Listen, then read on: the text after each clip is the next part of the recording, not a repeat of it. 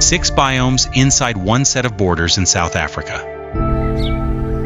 No other country on Earth has this. Desert, fynbos, grassland, savanna, forest, thicket, all of them in a single nation. And none of them getting along.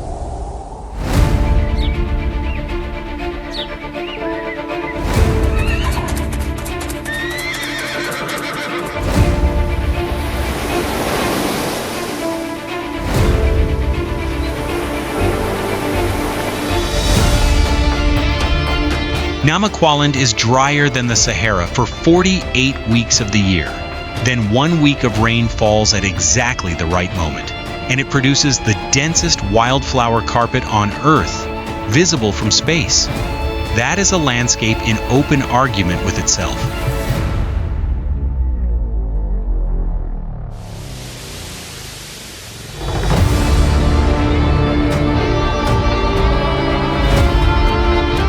Most countries are shaped by their landscape. South Africa is shaped by the argument between its landscapes. 2 billion years ago, a meteorite struck.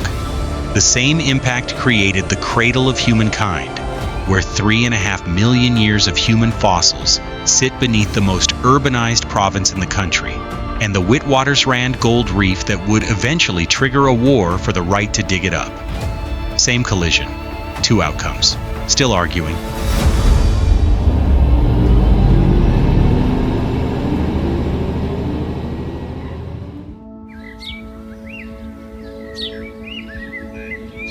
Red dolomite earth, cracked at the surface, 5,085 feet above sea level. Step into the Cradle of Humankind, and the temperature drops immediately.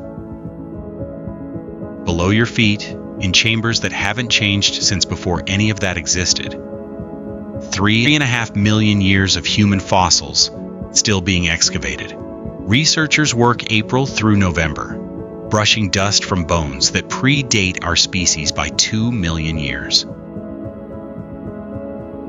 1,550 bone specimens from a single passage called the Kgalagadi chamber, accessible only through a crack 7.5 inches wide. The team that first entered it was selected for their size, small enough to fit. The bones belong to Homo naledi, brain the size of an orange, about 31 cubic inches. But deliberate burial of the dead, which we assumed required a much larger brain, Mrs. Pless found nearby, is 2.3 million years old. She was once used as evidence that modern humans did not originate in Africa. She is now evidence that they did. The cave itself is dolomite, formed 2.3 billion years ago. Calcium-rich groundwater percolates through and fixes bone into rock. Without this aquifer, there are no fossils. Sotho-Tswana communities have understood these caves as a point of contact between living and dead long before paleontology arrived. Sangoma, traditional healers, use the cave acoustics for ceremony. The echo is the ancestors answering.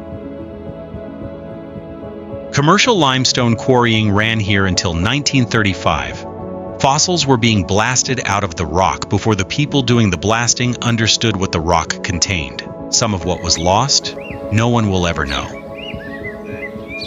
2 billion years ago, a meteorite struck this region. The same impact that compressed the dolomite into these cave systems also created the Witwatersrand Gold Reef. One event, two inheritances, different arguments running in parallel ever since.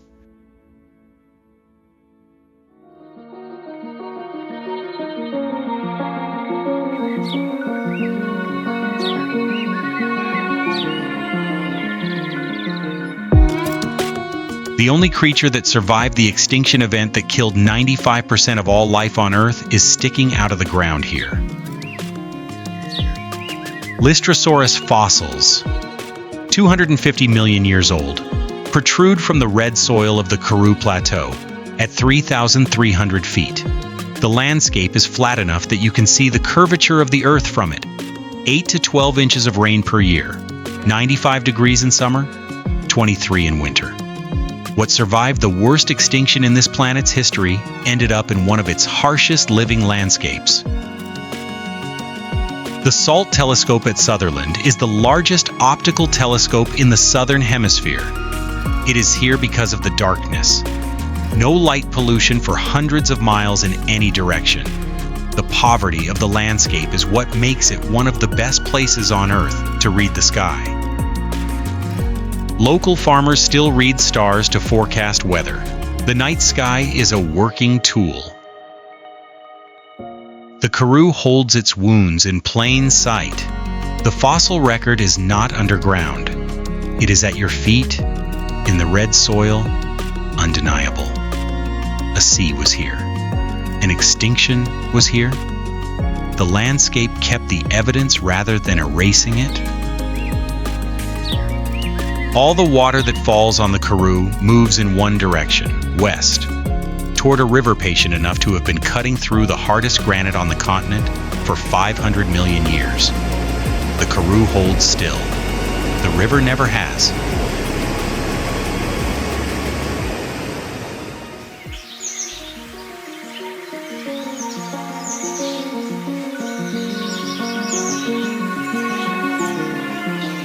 You hear it before you see it. Red desert scrub in every direction. Nothing that suggests a river is nearby. And then a low, continuous roar that doesn't stop. The Nama called it Augrabies, the place of great noise. They didn't feel the need to say more than that. The Orange River, 1,367 miles long and the longest river in South Africa, drops 60 feet here and then disappears into a granite gorge 820 feet deep. The granite is some of the hardest rock on the continent. The river has been cutting through it for 500 million years. Neither side has won. The rock python lives in this gorge. Up to 16 feet long, it extracts all the moisture it needs from the prey it consumes. It does not drink water. In a landscape with no standing water except the river at the bottom of an 800-foot drop. This is the correct adaptation. Klipspringer, the rock jumper, stands on vertical granite faces using hooves that are tubular, roughly the diameter of a coin, with tips that grip like rubber. They move across surfaces that appear completely vertical without slipping. The African fish eagle works the river below, using the one resource the gorge provides in abundance. The Nama have been here for roughly 2,000 years. Among the succulents on the surrounding plateau grows the half-mens. Half-person in Afrikaans, a tall, column-shaped succulent with leaves only at its crown, always growing on its north-facing slope. In Nama tradition, the half-mens is an ancestor who was transformed while looking back toward the Namibian homeland. It cannot be cut. If someone cuts one, the consequences fall on the family. 500 million years of water against granite. The result is an 820-foot gorge and a 60-foot drop and a sound that fills the desert before you ever see the river. No resolution. The argument is ongoing. The next landscape runs its conflict differently, not as a permanent standoff, but as a cycle. 48 weeks of desert, then 1 week of rain at the right moment. Then, the most concentrated wildflower bloom on Earth. The desert doesn't lose, it just pauses.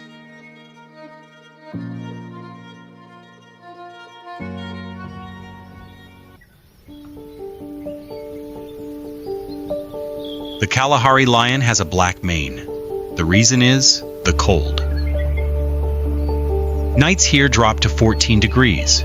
The lions need more body mass to hold heat through those temperatures than their savanna cousins do. Larger body, darker mane. A direct consequence of the same place, that hits 113 degrees in the afternoon.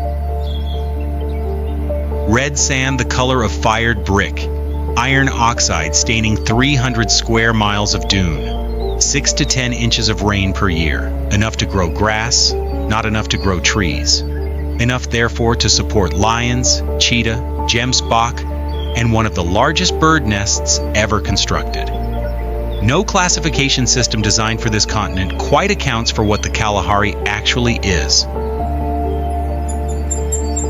Cheetah reach 75 miles per hour, but only for 30 seconds. Beyond that, the body overheats.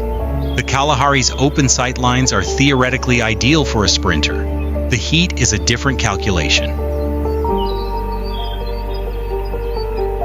The gemsbok manages daytime heat by running blood through a specialized network of vessels around the carotid artery. The brain is cooled before it reaches dangerous temperatures. The animal survives the Kalahari afternoon by managing its own internal thermostat at the vascular level. The Komani San, roughly 700 people, received 250,000 acres of Kalahari land returned to them in 2002. After more than 70 years of displacement from the place their families had occupied for far longer than any colonial boundary. The Kalahari refuses the label desert, 6 to 10 inches of rain a year, and it produces lions with cold weather adaptations. The classification fails before the evidence. The Komani San refused to disappear. 70 years of displacement, and they came back. Not as a memory, but as a land claim with a legal outcome.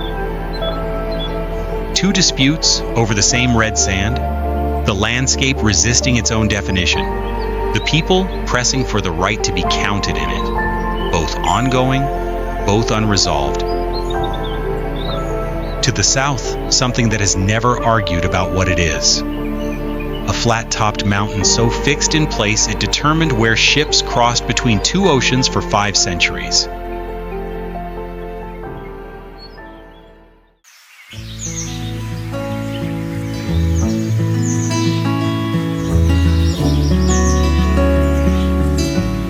The first photograph, cracked gray-brown earth at 1,500 to 3,000 feet, under 4 inches of rain per year, drier than the Sahara for 48 weeks of the year.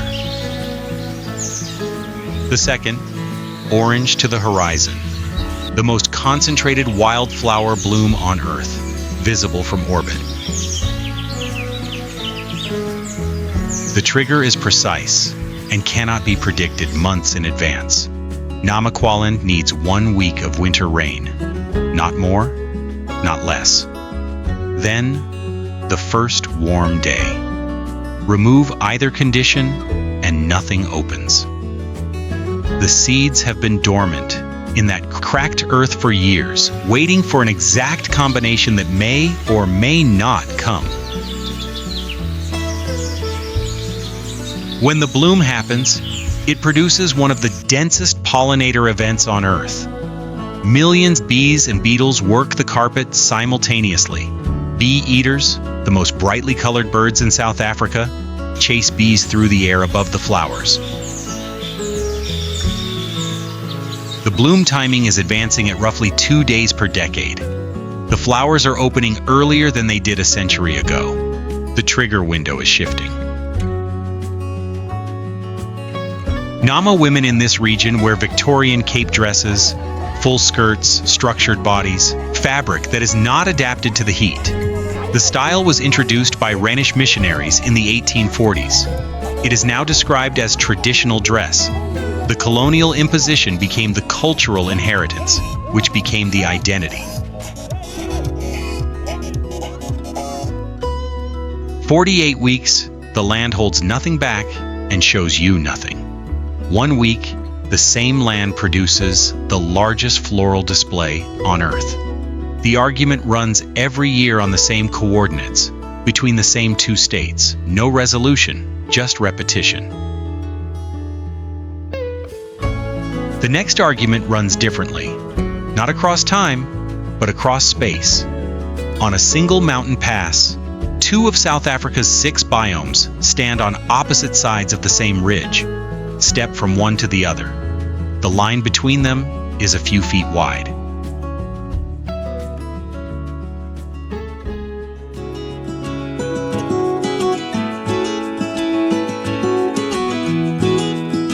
The Swartberg Pass is the only road through the Cape Fold Mountains that crosses the line where two of South Africa's 6 biomes meet and stop. Look north from the summit. Karoo brown and dry, 8 inches of rain per year. Look south. Fynbos green and damp, 30 inches per year. 1 step in either direction. The same ridge holds the boundary between two of South Africa's 6 biomes, and the boundary does not move. We have been from meteorite crater to fossil seafloor to desert to flower carpet. This is where that interior ends and the coast begins. The Cape leopard lives in these mountains, 80 to 150 individuals across the entire Cape Fold range. Smaller than the African leopard, built for steep rock and narrow ledges rather than open ground. The mountains are 300 million years old. The leopard adapted to their specific geometry. The pass was built between 1881 and 1888 by convict labor under Thomas Bain. 24 miles of road through 300 million year old rock. No explosives by hand. Many of the convicts were Khoisan men imprisoned under colonial vagrancy laws, made criminals for not working land they no longer owned. The boundary between the two worlds runs along the ridge and stays there. It does not negotiate. 100 miles south, a flat-topped mountain carries a boundary of a different scale. Between two oceans, two climates, 2 centuries of history arriving at the same shoreline, and a city built under all of it.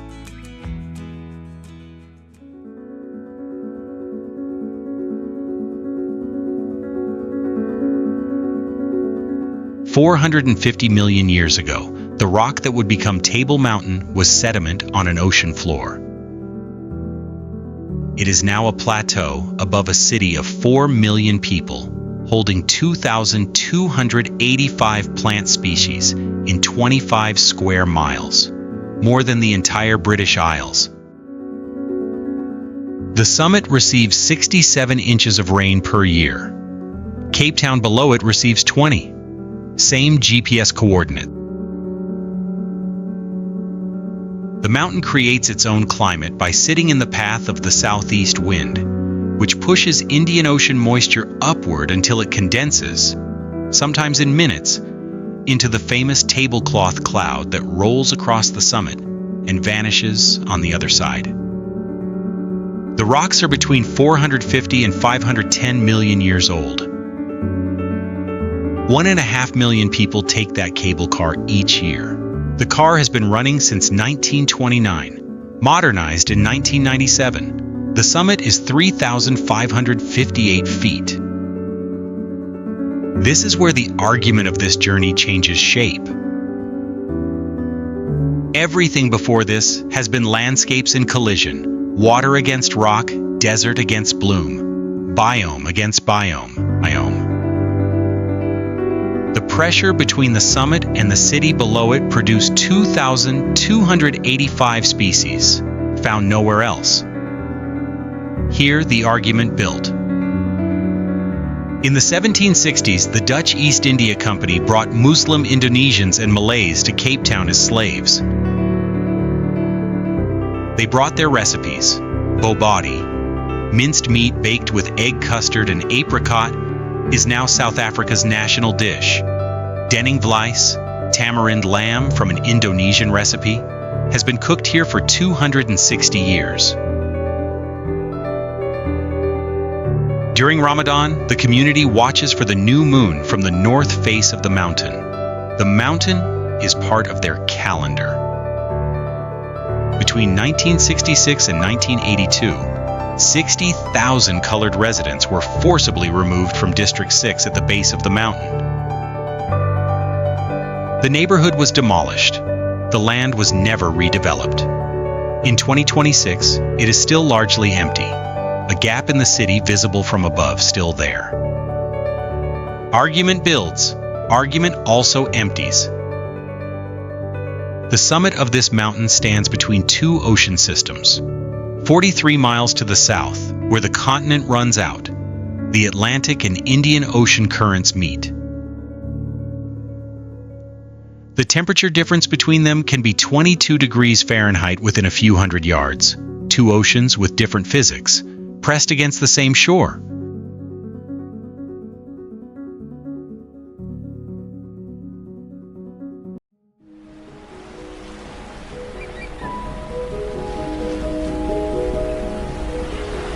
From the cliffs at Cape Point, 919 feet above the water, the line where two oceans meet is visible as a color change in the sea below.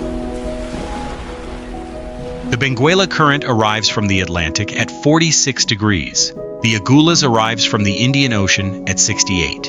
The boundary between them holds a 22-degree temperature difference across a few hundred yards of open sea. Where they meet, cold, deep water rises, carrying nutrients from the ocean floor. The result is the richest fish biomass on the African continent. The lighthouse above stands 919 feet over the water.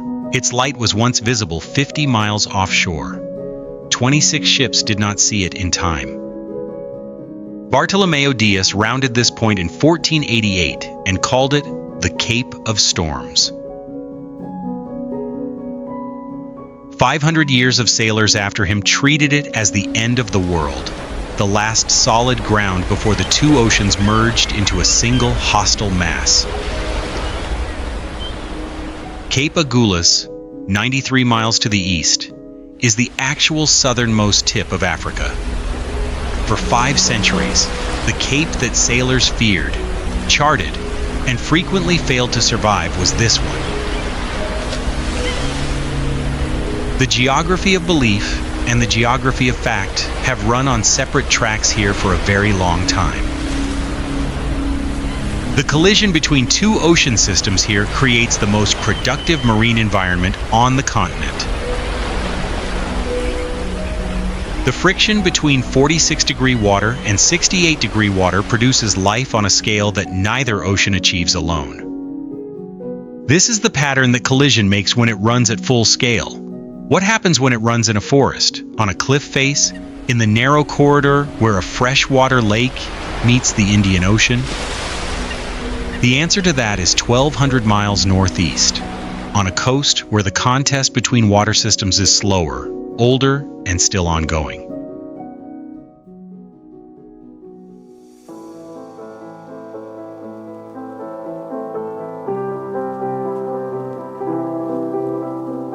A seahorse species exists only in this lagoon, nowhere else on Earth. A species found in no other body of water. The Knysna seahorse, Hippocampus capensis, critically endangered, adapted to the specific salinity swings of an estuary that is half salt water and half not, depending on the tide and how much rain has fallen inland. The lagoon connects to the ocean through a gap 300 feet wide between two sandstone cliffs. The Knysna heads create the most dangerous harbor entrance in South Africa, the tidal race, and standing waves between them have ended more approaches than the charts account for.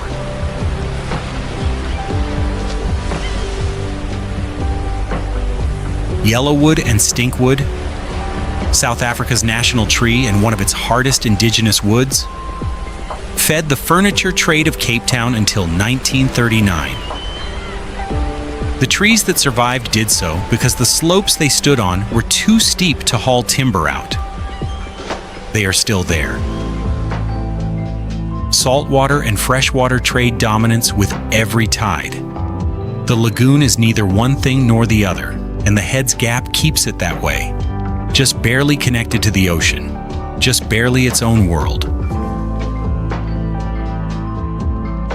Deeper into the garden route, The forest that survived the timber industry exists on the same principle, saved not by protection, but by terrain too steep for the machines to follow.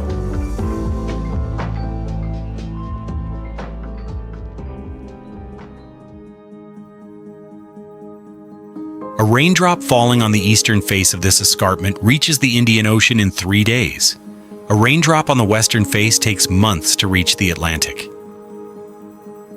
The basalt wall runs for 125 miles at up to 11,400 feet. 125 miles of rock sorting every drop of rain into one of 2 ocean systems. No negotiation, no middle ground, no gradual transition. The Drakensberg is a continental divide that operates with the bluntness of a physical edge. 60% of South Africa's water supply originates from the drainage that runs off it. Augrabies Falls drops 3,110 feet, the second highest waterfall in the world. In winter, it can freeze completely from top to bottom. The bearded vulture is the only bird on Earth that deliberately drops bones from height to shatter them on rocks below. It climbs to 200 feet, releases, watches the bone break, and descends to eat the marrow inside. Roughly 50 remain in South Africa. The eland, the largest antelope in Africa, is the most sacred animal in sand cosmology. The sound of its ankle clicking as it moves is understood as a spirit signal. In the amphitheater, the 3-mile semicircular cliff face at 1,600 feet, eland move across high grass above rock that the sand covered with 35,000 paintings over 4,000 years. At Cape Point, the question was, if collision between ocean systems creates the richest marine environment in Africa, what does that same force create in a forest, on a cliff face, in an estuary? Here is the cliff face answer. 3 cultures, San, Zulu, Basotho, have each claimed a relationship with this mountain across different centuries. None of them controls it. The San left 35,000 paintings on the rock faces, the largest spiritual library in the world, still visible after 4,000 years. The trance dance was performed at these sites, the eland carrying the shaman into the spirit world, while the clicking of its ankles marked the boundary between the living and the dead. Zulu and Basotho communities occupy the foothills and the highland plateau on either side of the wall. Umunkusho, samp cooked with sugar beans, was Mandela's favorite food, and it comes from the agricultural tradition of this region. The division at the Drakensberg runs at continental scale and stores what it produces: water for 60% of the population, 35,000 paintings that have survived 4,000 years of weather, and everything else. The escarpment divides, and the division is generative. Down on the coast, there is a place where the argument runs differently, not as division, but as convergence. 5 ecosystems in 3 miles, and none of them fully separate from the others. The wall made this journey possible. The estuary is where the journey turns.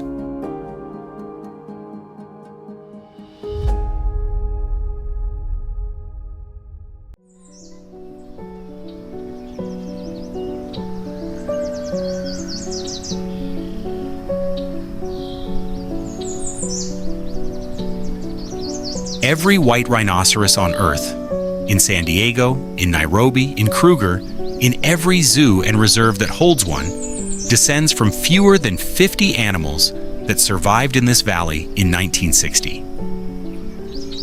We said we'd get here. This is Hluhluwe-iMfolozi. 20,000 white rhinos now exist worldwide. The population at Hluhluwe-iMfolozi in the 1960s was the only remaining breeding group. The species did not recover through managed breeding programs distributed across the planet. It recovered from one place. This place. A KwaZulu-Natal River Valley, proclaimed as a reserve by British natal authorities in 1895, the oldest protected area in Africa.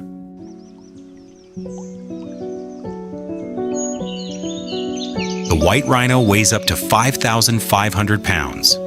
Its distress call is a high-pitched squeak that is completely out of proportion with the animal producing it. The African wild dog votes on whether to hunt by sneezing.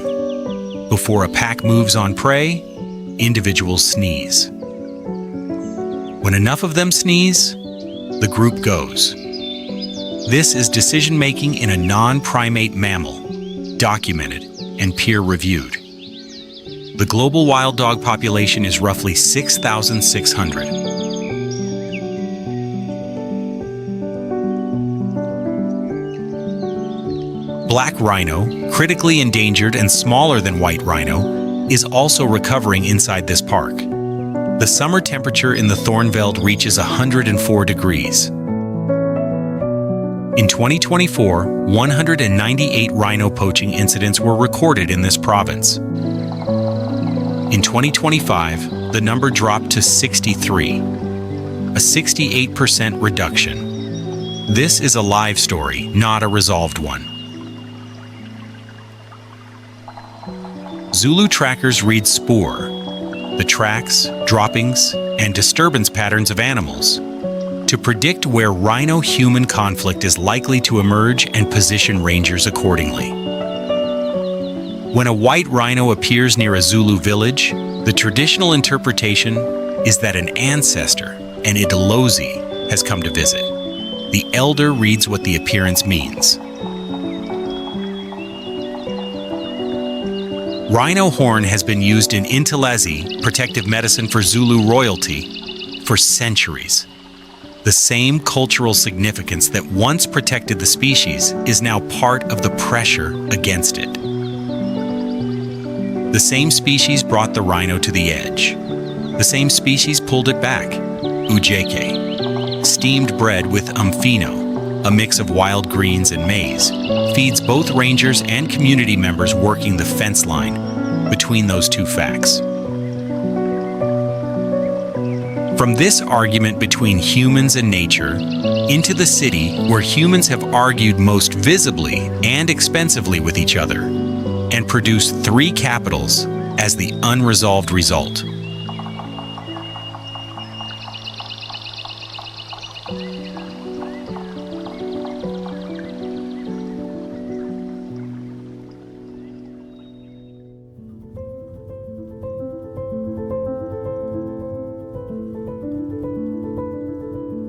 The golden rhinoceros is 6 inches long. It was made from gold leaf hammered onto a wooden core by craftspeople who had no precedent for this technique anywhere south of the Sahara. It was buried on top of a sandstone hill with a king in the year 1000. It was found again in 1933, after 700 years underground. It now lives in a museum in Pretoria. The hill it came from is Mapungubwe, at the confluence of the Limpopo and Shashe rivers, where 2 semi-arid systems meet a narrow band of floodplain that should not exist between them. From approximately 1000 to 1300 CE, this floodplain held the first class-stratified society in sub-Saharan Africa. Only royalty lived on the hilltop. Everyone else lived on the slopes or the plain below. The class system was enforced by topography.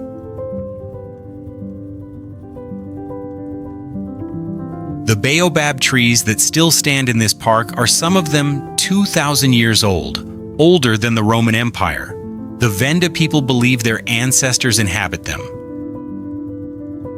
Around the year 1200, the climate shifted. The river changed course. The floodplain that made this place possible dried. By 1300, the kingdom was abandoned.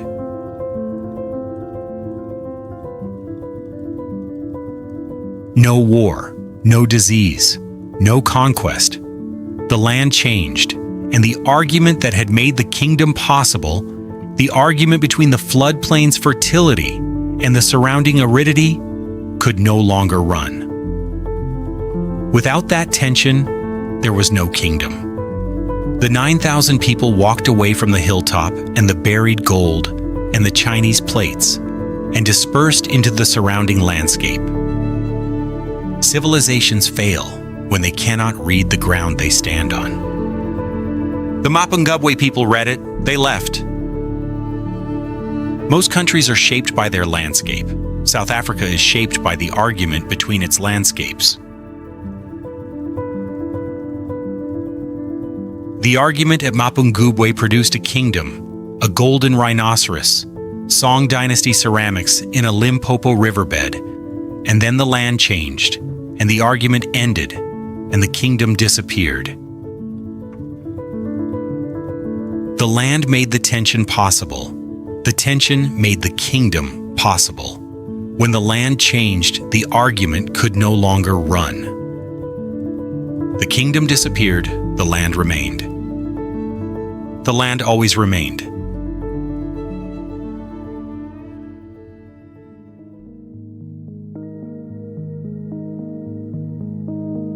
The red sand of the Kalahari, still there. The cracked earth of Namaqualand, still there. The floodplain at Mapungubwe, where a kingdom rose and read the ground and left, still there. A golden rhinoceros, 6 inches, buried 700 years. A white rhinoceros, 50 animals that became 20,000. 2 rhinoceroses, 2 centuries, the same argument. The land was never neutral. It argued. Between climates, between species, between kingdoms, between centuries. Everything South Africa is, its animals, its civilizations, its 3 capitals that exist, because no argument was ever won, is a product of that collision. Mapungubwe did not fail. Its argument ended. The land moved on to the next one. The land is not neutral. It never was. And everything South Africa is the argument.